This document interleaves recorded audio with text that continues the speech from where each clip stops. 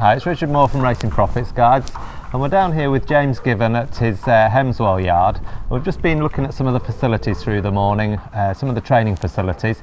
I thought it would be a good opportunity to have a look at some of your achievements in training, James. Obviously you set up here in 1999 and you pretty soon had some good exciting achievements.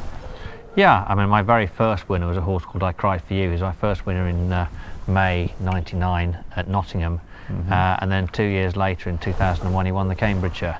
He was a Newmarket. Yes, yeah. He kept on improving all the way through from being a 3-year-old, well, I bought him at the end of his 3-year-old career, to 4-year-old, to 5-year-old, to 6-year-old, and winning the Cambridgeshire for us. So you know, he did very well for us, and in fact he's still out in the paddock. When he was retired he was given to me to look after at the end of his days.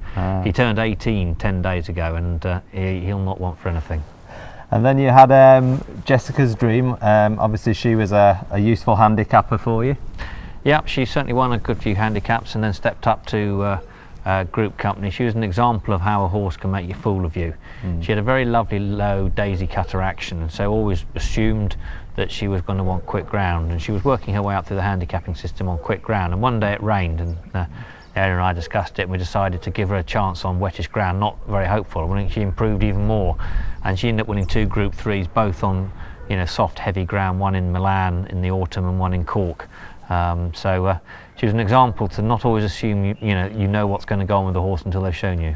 Yeah, and I think I Cried For You as well. His record showed that he won on good to firm ground at Doncaster, and then York on heavy ground. So yeah, as he got older, he needed a bit of ease in the ground. You know, he got some miles on the clock, but certainly in his early years, he liked to, as Richard Hughes described it to me once when he rode him, he said, you know he's going to win when you can feel your fillings rattle in your teeth. In your teeth, when it's that fast, yes. Yeah, but then in fact the rain came just before the Cambridgeshire, and I think that helped him find that extra bit of form as he got a bit older. And is it something you do find with horses as you train them, that they do tend to start appreciating fast conditions, and then as they get older they do need that? Or it varies enormously. Horse to horse. Yeah, exactly. Some horses want soft ground from the very get-go, and some want, you know. But I think the important lesson is that it can change. Don't always assume it is always going to be the same. No. So you're constantly assessing horses and giving them goes in different conditions. Absolutely.